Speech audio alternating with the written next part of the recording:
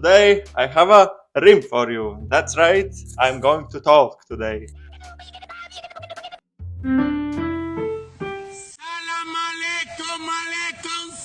Today, just a regular, good old fashioned talking video, because I have some things to say to you. Well, first of all, let me deal with this microphone so I wouldn't, have to hold it, and while I gesture, it's, out of range perhaps. And I don't want that to happen, so I will just.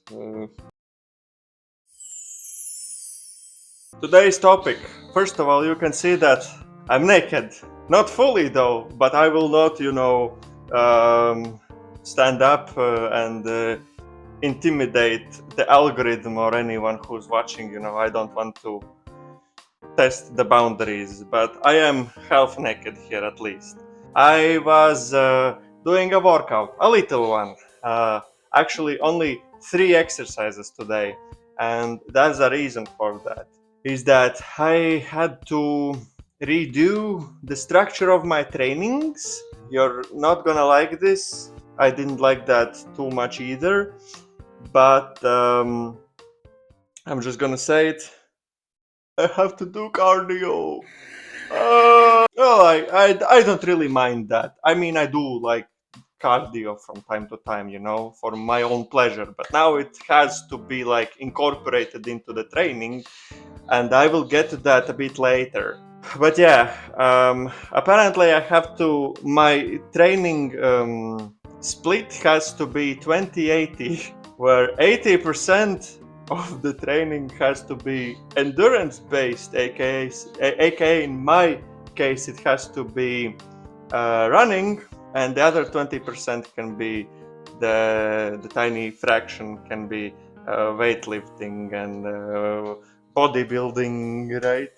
And now on to the actually today's topic, which is remember, guys, a while ago I told you that I had some headache problems when I was doing exercises, especially pull-ups. Well, I did something about it. I actually went to a sports doctor to get a consultation, and they told me that, well, my blood pressure seems a bit high. And they wanted me to do a body stress test. I don't know if it translates correctly to. Let me quickly find. Maybe I can find the proper pronunciation. Exercise stress test. That's, I guess, how you call it properly in English. So I went to do that. It cost 200 euro. Oh. For you can't put really a price tag on your own health now, can you? Actually, you can. It's 200 euros. And the worst part is that my health insurance did not cover it. Anyway, it was very interesting, the stress test.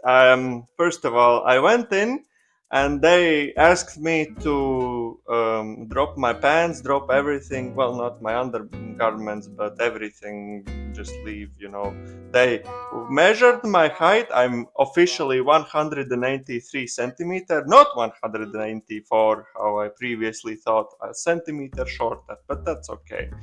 Then they weighed me on these weird scales. There were like 4 metal plates on the platform, and like 2 metal plates each side. So I had to step on it with one foot on the other one on the plates, and then I had to hold these thingies, I don't know, with my hands. And then they did a bunch of measurements and then gave me this page right here. This was I guess, the results. Now I'll quickly go over the results because. So, anyways, I'll go through the results a bit later. Okay, thank you. Next up, I had to go and do an echocardiogram for my heart, and then I had to go and do a lung volume test, and then the actual stress test began with I was assigned to a treadmill. Previously I thought I will go to a bike, but they told me, well, you run, you when you go and do your cardio, you usually run, right? So that would make more sense to make you go on a treadmill. I did not object, but the reason why I wanted the bike was because it was 30 euros less than the treadmill. So yeah, I know I'm a bit stingy like that. They put all these wires on me, and I put on a gas mask where they measured how I breathe. And every minute they would come and poke my finger with I don't know, something sharp, a needle perhaps, and they would take a blood sample from me. And of course they would also measure like everything that they could measure. They also measured my resting and recovering blood pressure, basically everything you could measure. As I told to one of my friends, they measured everything from the diameter of my butthole. I mean, of course they wouldn't measure that. After that, they made me do what was it called? Like explosive power score. I don't know what was it called. Basically, I had to stand on a platform and then jump very quickly, and I apparently was very bad at that, and they had me redo it 5 times. So, and then the stress test was over officially, and then I had to go and take a shower, pay, and go talk to the head doctor that was, assigning me everything to do. And then the results. We discussed the results. Now, quickly, let me take my sip of my handy dandy Vitalis. First, let's start with the results. Let's start with the body composition analyzer. I guess these results came from that weird scale thing that I stepped on. You can pause and check everything if you're that interested. But basically, what I was laughing about the most, apparently, I am dancing with obesity. If I was a bit, the black dot is me. And if I was a bit to the left, I would be called obese. But yeah, that's my muscle mass, and fat like physique rating, I guess. If you would rate a physique, I would apparently be somewhere like a 6 or something. I'm happy that I'm above average, I guess, in terms of muscle mass. But everything else is also funny. The doctor did tell me that I have a great muscular distribution, so you can see it here with this graph. Everything is distributed very nicely, and regarding muscle. Now, fat also is mostly well distributed, except for my left arm apparently is fatter than my right arm. Now so this is my left arm, this is my right arm.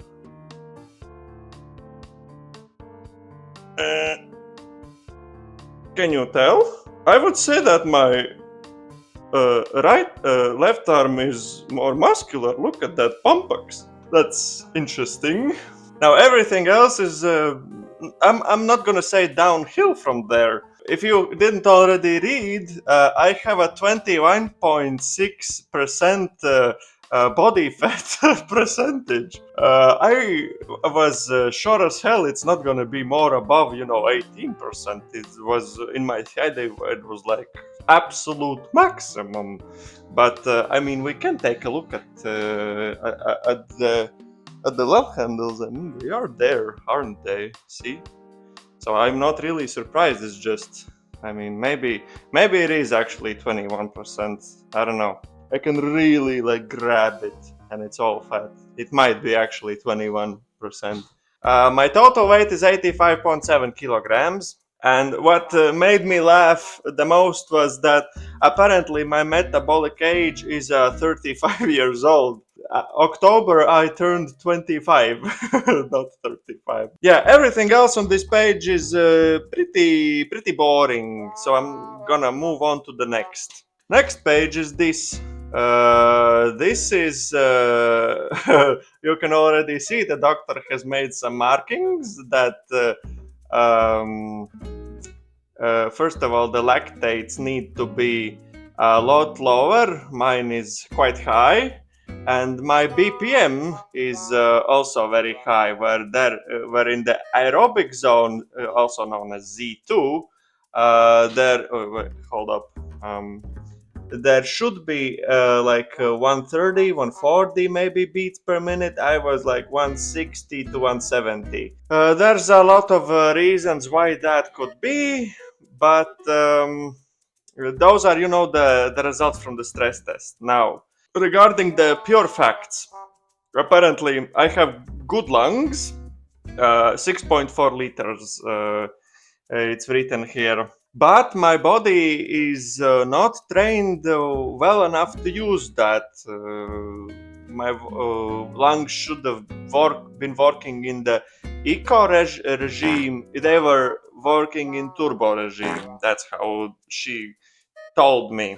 Also, another thing. I have a my heart volume is smaller than what probably would be more preferable to my case. That actually might be the reason why the BPM is so high, because the muscles demand more oxygen, more food, etc. Poop out, and heart needs to compensate. So if the volume is not big enough, then it needs to contract a bit more, more times. So that's why the BPM is higher. So I need to get the volume. Also, this is something that really surprised me, was that you can actually train your well, not train, but change your actually like physiological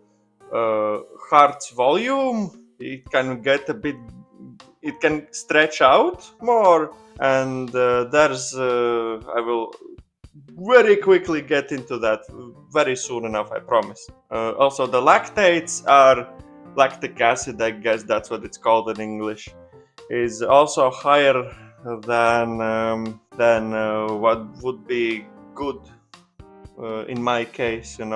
I should aim for around 0.7 in the aerobic zone, but mine was like 2.5 even. That's like 2 times as high, or even 3 times as high. Basically, and another thing, apparently my heart, one of the, I don't know, ventricles or whatever it's called, it has not 3 ventricles but 2. Is it called ventricles? Let me quickly. Heart valve. And what is a ventricle? Oh no, sorry.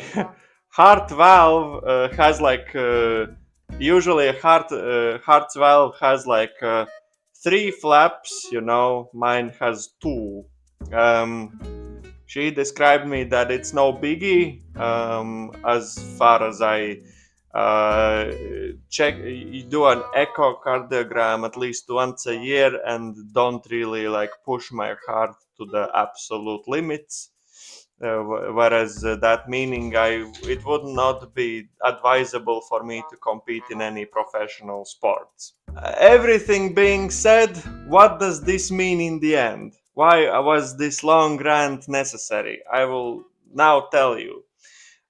Basically, it just means that I am very shit at cardio and I need to do that more and properly. Whereas till I first went to the sports doctor, I I did cardio about 2 or 3 times a week. Whenever I felt like it, basically. But then I found out that when I went to the heart doctor, she told me that, not the heart doctor, the sports doctor, she told me that I should do, yes, the amount I'm doing for running is okay, like 3 times a week, but I need to not do short bursts of running when I was running 10, maximum 20, 15 minutes. I should be running about 40 minutes or even an hour, and like a specific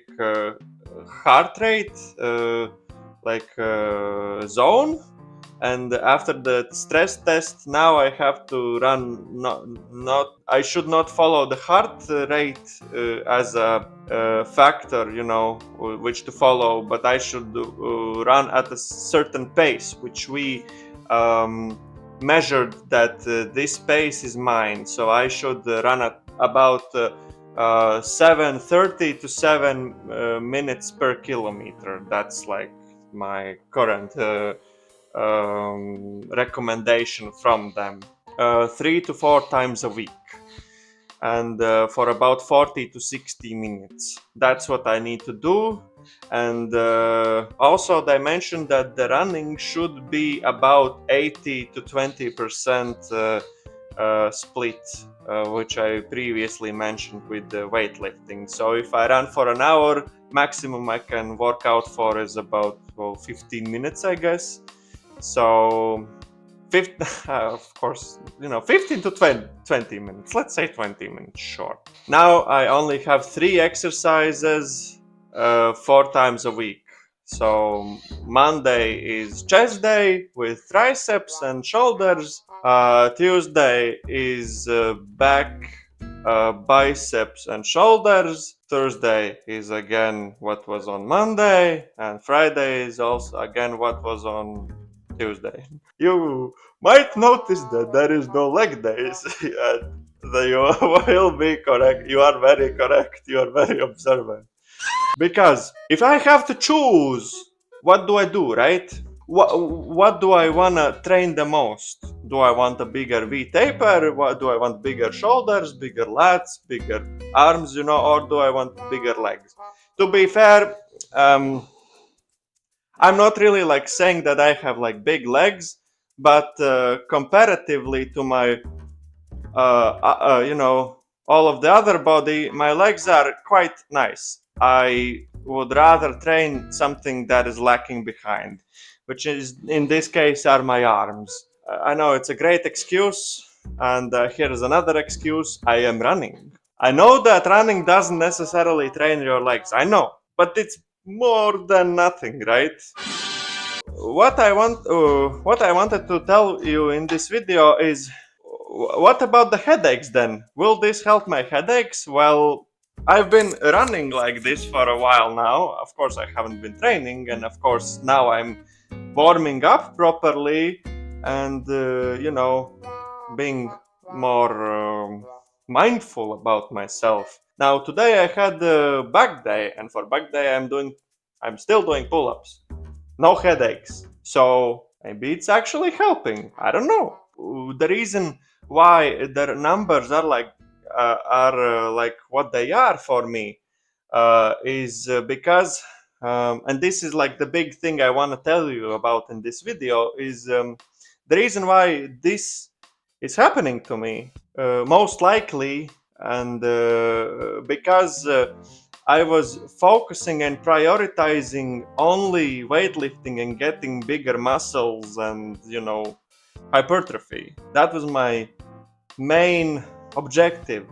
And therefore, my anaerobic systems were getting way more training and conditioning, whereas my aerobic systems were very severely left behind.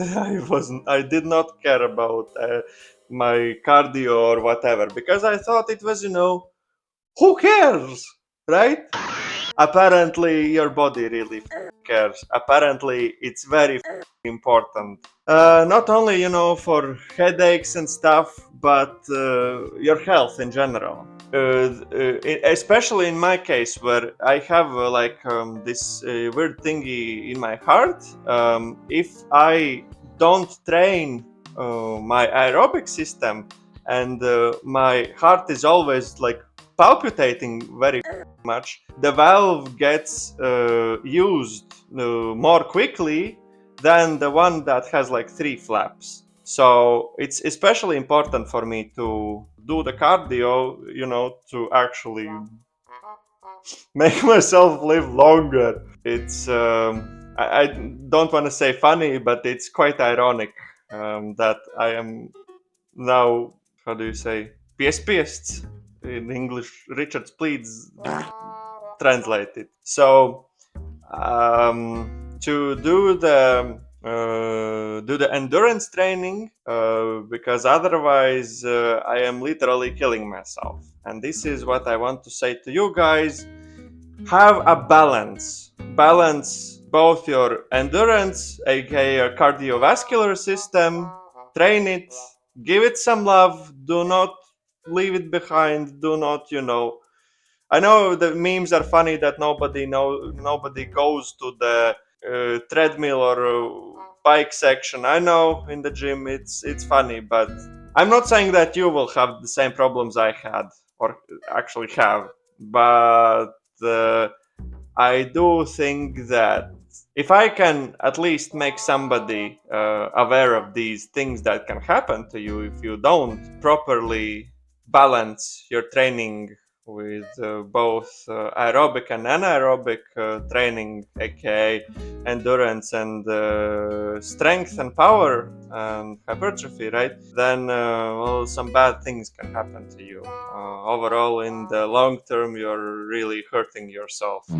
It's not just about getting like as big as possible, right? It's also about your actual health and longevity. What's the point of getting as big as possible if one day you're just gonna have a stroke behind the pull-up bar and just drop dead when you're like 30 or something? Just do your cardio. And yeah, that's about what I wanted to talk about today. On the road of getting better, on the road of I am already feeling better. That's why I'm actually starting to train again. But also changing my focus from getting as big as possible to getting as big as possible, but while being healthy. Yeah, that could be a cool goal for myself. Staying healthy and but also moving up with my gains. I think those two can go hand in hand, and I will prove to everyone that it can. And of course, most importantly, I will prove it to myself. And for now, I'm very happy about this.